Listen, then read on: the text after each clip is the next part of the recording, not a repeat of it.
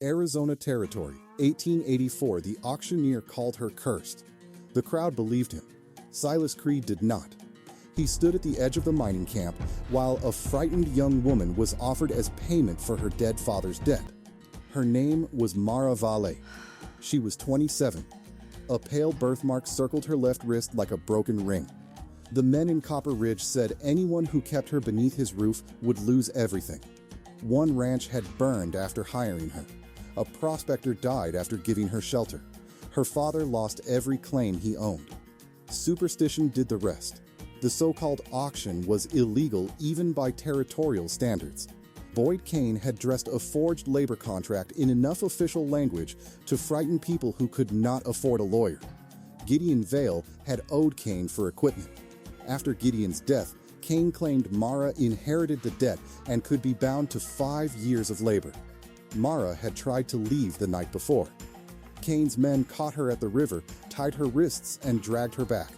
The rope lay across the pale ring around her left wrist. Silas saw the bruises before he saw the mark. The bruises decided that he would intervene. The mark told him why his hands had begun to shake. When the auctioneer asked who would assume the debt, Silas placed one $20 gold piece on the table. "This is a deposit," he said. "My attorney will examine every other dollar Kane claims she owes. Until then, the woman leaves with me, free to walk away whenever she chooses." Kane could refuse and invite a territorial judge to inspect the contract in front of the entire camp, or he could take the coin and pretend the sham had succeeded. He took the coin. The crowd laughed as Silas cut the rope. Then he saw the birthmark clearly and forgot the sound around him. He had seen that broken ring once before, on the wrist of a 7-year-old sister who vanished 20 years earlier. Silas owned Creed Valley Ranch, 40 miles east of Copper Ridge. He was 39, wealthy, feared, and known for ending disputes without shouting. People called him the richest cowboy in the territory. They rarely called him kind. Silas had built his fortune after losing his family during a wagon attack when he was 19. His parents died. His 7-year-old sister, Eliza, disappeared. Search parties found blood, torn cloth, and one small shoe. No body. Silas spent years looking. Silas stopped searching publicly when hope began attracting liars. He bought cattle, then land, and built Creed Valley Ranch large enough to keep grief busy. The search never ended. It only learned to hide behind work. Mara's life before Copper Ridge had trained her to distrust rescue. Rose raised her in mining camps, moving whenever work disappeared or rumors followed. The birthmark caused trouble early. A preacher in Nevada called it the devil's bracelet. A woman refused to let Mara touch her baby. When Mara was 14, a mine collapsed hours after she delivered lunch to workers. 3 men died. The camp blamed her. Rose fought the rumor until someone poisoned their dog. They left that night. "People prefer a curse," Rose told her, "because a curse asks less of them than the truth." Mara carried that lesson into adulthood. Her adopted father, Gideon Vale, later married Rose and gave Mara his name. He was kind but reckless with mining claims. When he discovered Kane's fraud, he believed the law would protect him. Rose was already dead. The law belonged to Kane. Gideon was found at the bottom of a ravine. The camp called it an accident. Mara knew better. She believed Silas bought her for labor. Mara tested the key 3 times. The door opened each time. She slept on the floor anyway. Beds felt dangerous because doors could be blocked while a person slept. On the second night, Silas found a chair wedged beneath her handle. He left it where it was. The next morning, he showed her a second exit through the wardrobe wall into a narrow passage that opened behind the pantry. Built years earlier for fire safety. Why tell me? So you know no one can trap you. Mara studied him. Men do not usually explain their weaknesses. It is not mine. It is now. Silas accepted this. Trust between them began not with affection, but with the fact that he allowed her to know how to leave. At the ranch, he gave her a room, clothing, food, and a key. "You are not locked in," he said. "Then why am I here?" "Because men in that camp would have killed you by spring. And what do you want?" "The truth." She looked at him. Silas pointed to the birthmark. "Where did you get that?" "I was born with it." Who was your mother? Her name was Rose Vale. Before marriage? I do not know. Silas turned away. He needed proof. Mara interpreted his silence as disgust. She tried to leave that night. A ranch hand found her walking toward the desert road. Silas rode after her. You cannot cross that country without water. I crossed worse. Not alone. I have always been alone. The words stopped him. He dismounted. I did not buy you. You paid. I paid a deposit to stop him. Men use different words when they want the same thing to sound cleaner. Silas handed her his canteen. You are right. She looked surprised. He continued. You owe me nothing. Stay until we learn who you are. Then leave if you wish. The first month at Creed Valley was a test of boundaries. Silas assigned no work. Mara interpreted this as another form of imprisonment. She entered the stable before dawn and began cleaning stalls. Amos told her guests did not shovel manure. I am not a guest. What are you? She stopped. No answer felt safe. Later, Silas offered wages. Mara refused. You think payment changes ownership? No, I think work should be paid. She accepted only after he wrote the agreement and gave her a copy. The contract stated she could leave at any time and owed no repayment for food or shelter.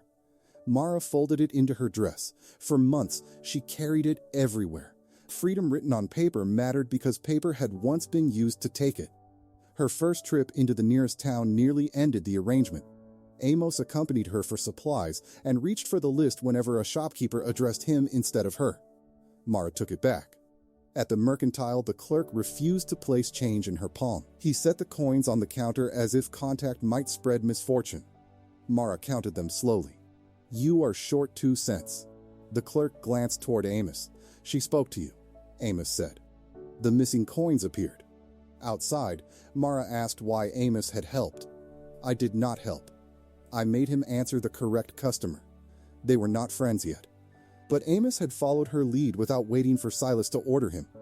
David Holt happened to be tying his horse nearby. He saw the exchange and offered no praise.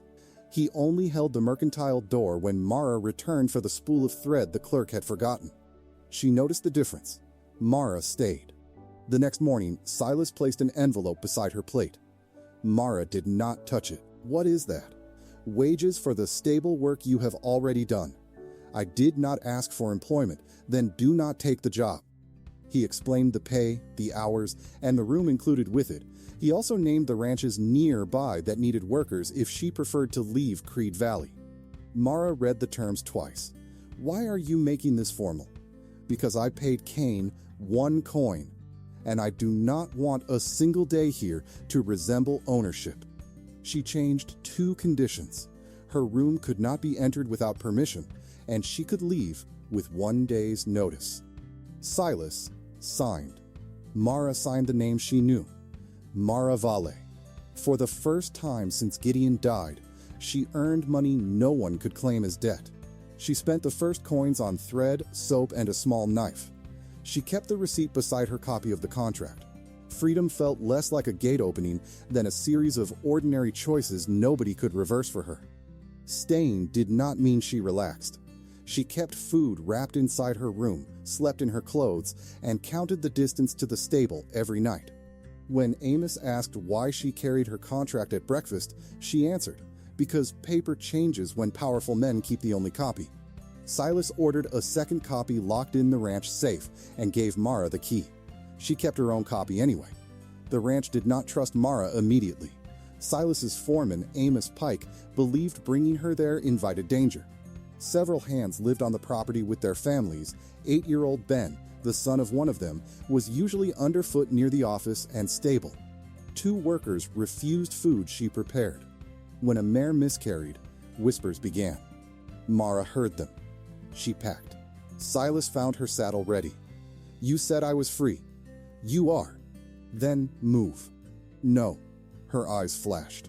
Silas stepped away from the doorway. I will not stop you.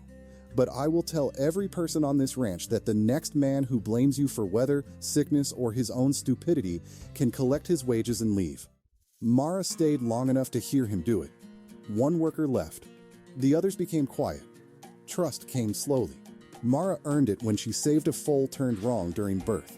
She worked for an hour while the mare kicked and screamed. The foal survived. Amos Pike handed Mara a cup afterward. I was wrong. About which part? He smiled reluctantly. Most of it.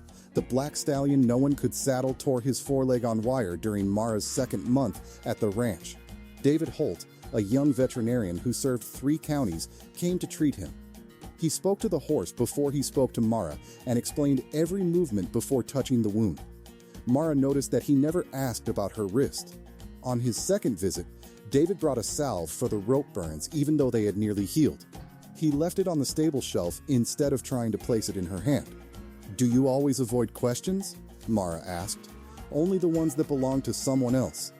She did not trust the answer yet. She remembered it. David returned 2 days later to check the stallion. Mara had already changed the bandage and written down the animal's temperature, appetite, and swelling. "You keep records," he said. "Paper is harder to frighten than people." He read the notes without praising her as though competence were surprising. The stallion kicked the wall when David reached for the injured leg. Mara hummed the old song. The horse settled.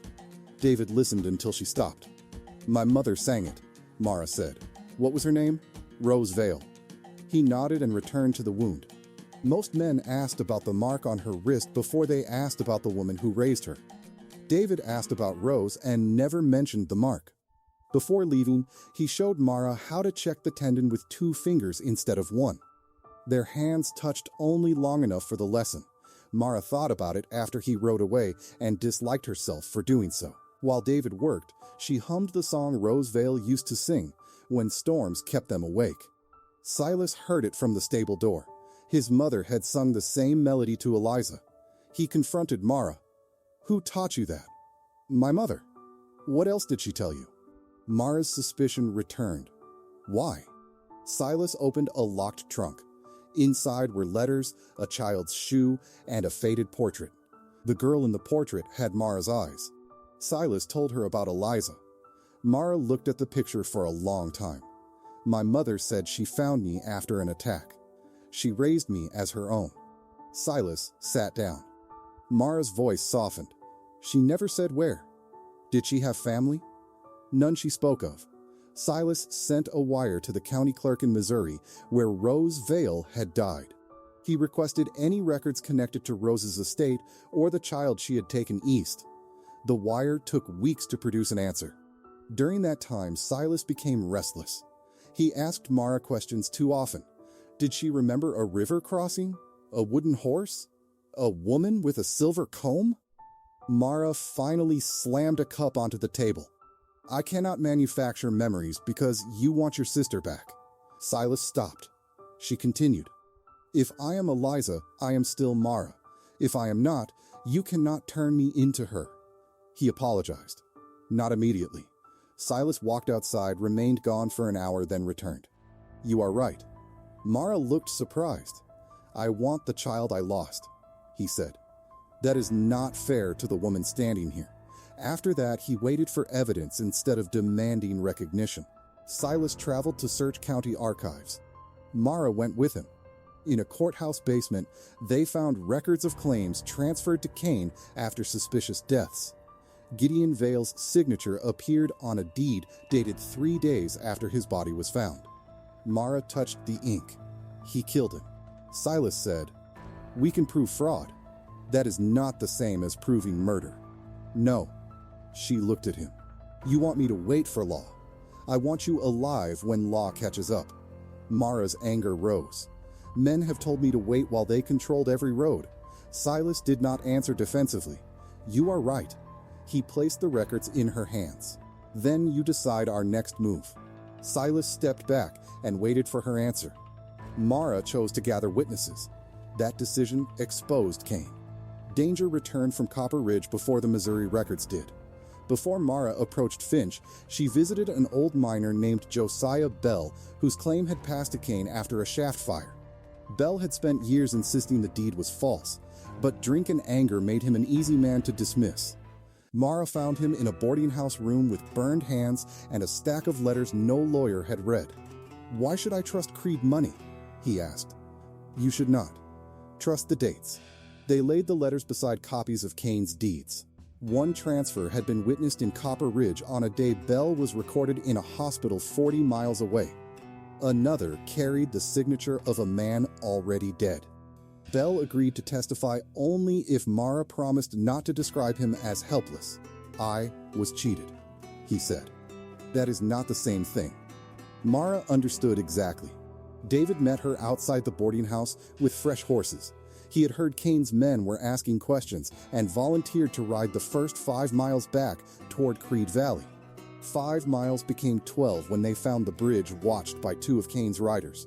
David led them through a dry wash used by sheep herders.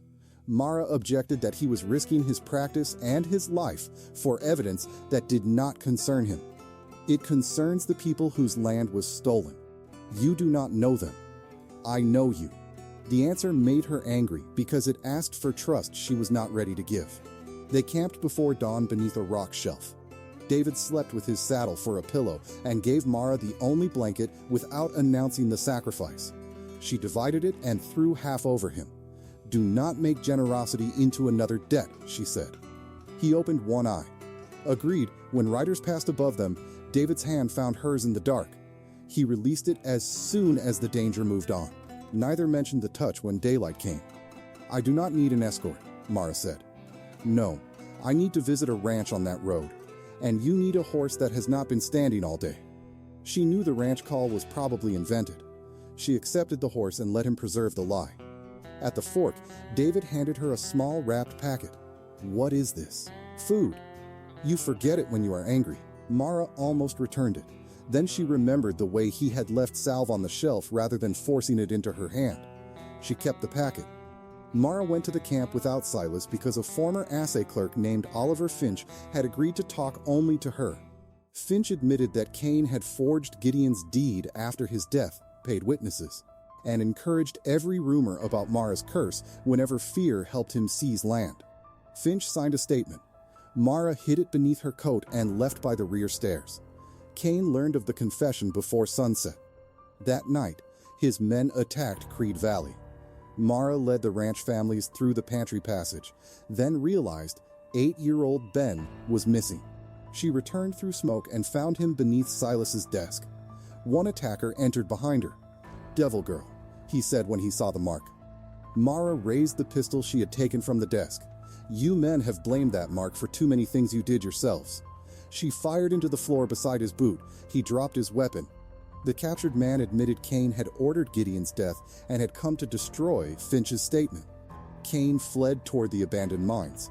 Finch's signed statement and the captured man's confession finally broke Kane's hold on the local office.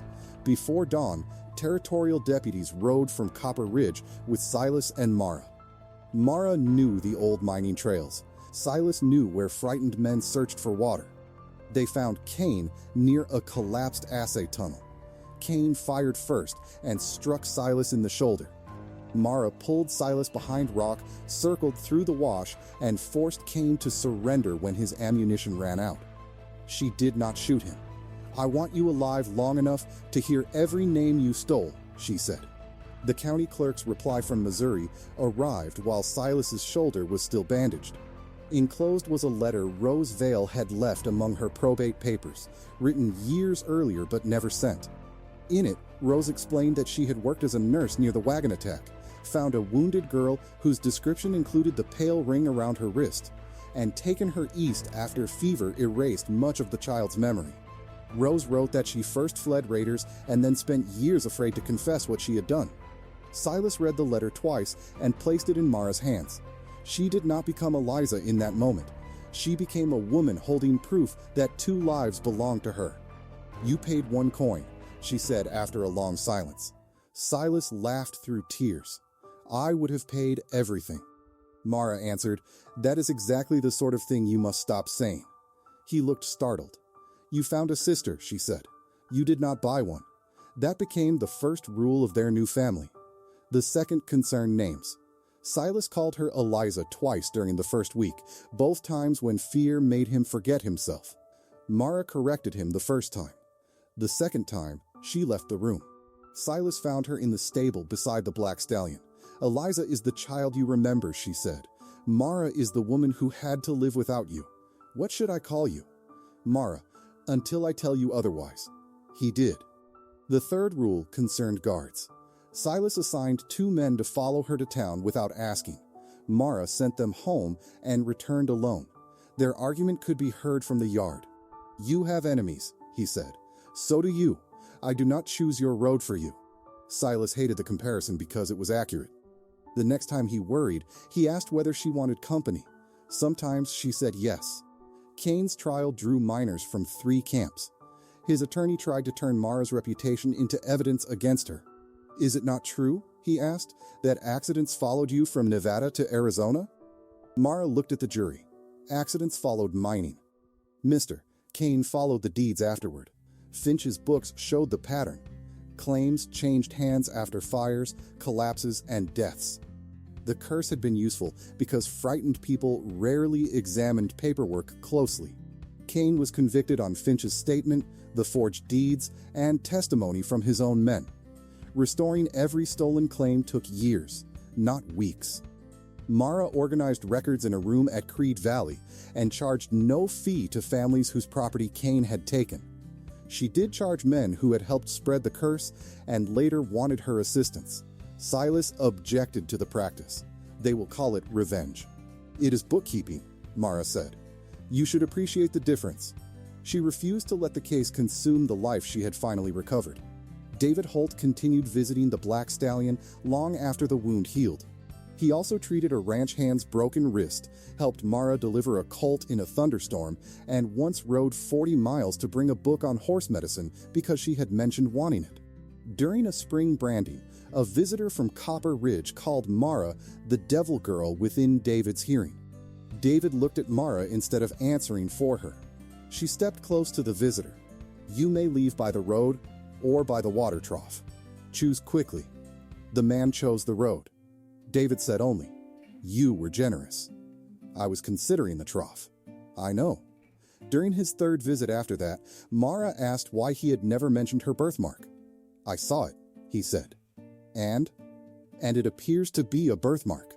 There was no sermon after the answer. That was why she remembered it.